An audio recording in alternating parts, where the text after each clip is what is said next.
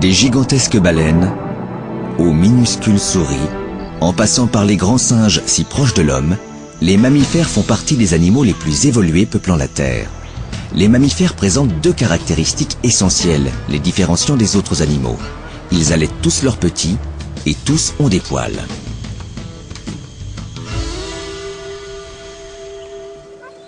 Les mammifères ont une progéniture moins nombreuse que la plupart des autres animaux.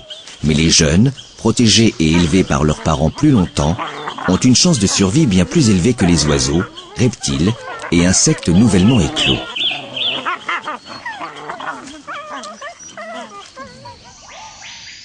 Ce jeune orang-outan, par exemple, restera avec sa mère pendant 8 années.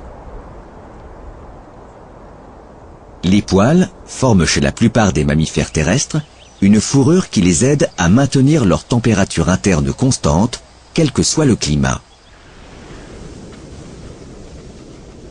Dans les glaciales régions arctiques, les ours polaires sont bien protégés des températures extrêmes par leur abondante fourrure, sous laquelle leur peau de couleur noire absorbe la chaleur du soleil.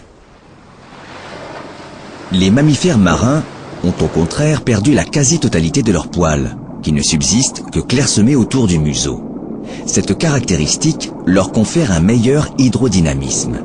La lutte contre le froid se fait ici essentiellement par une épaisse couche de graisse sous la peau. Les éléphants doivent quant à eux se protéger contre la chaleur excessive. Leur peau, couverte de poils fins, est sillonnée de rides qui retiennent la boue. Et en s'évaporant, l'eau contenue dans cette boue contribue à refroidir leur organisme.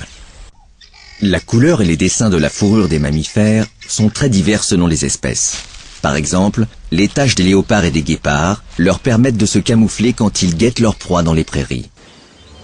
Alors que l'on dénombre plus de 7000 espèces de reptiles, 8000 d'amphibiens, 9000 d'oiseaux et des millions d'espèces d'insectes, les mammifères ne comptent, eux, que 4200 espèces. Ils sont pourtant la forme de vie animale dominante sur la Terre depuis la disparition des dinosaures, il y a 65 millions d'années.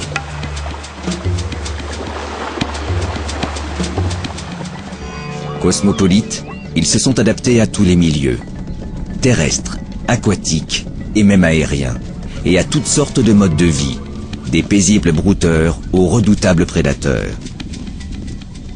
De nombreux mammifères ont de surcroît développé de véritables attributs culturels qu'ils se transmettent d'une génération à l'autre. On a longtemps pensé que la maîtrise d'outils était une caractéristique proprement humaine. Pourtant, tous les grands singes, mais aussi d'autres mammifères, en utilisent.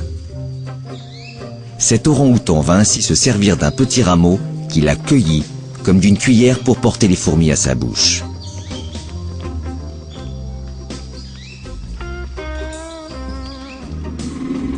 Mais alors, qu'est-ce qui différencie l'homme des autres mammifères? Son aptitude à communiquer? À élever ses enfants? À manifester ses émotions? Probablement est-il plus sensé de se demander au contraire ce qui l'en rend si proche.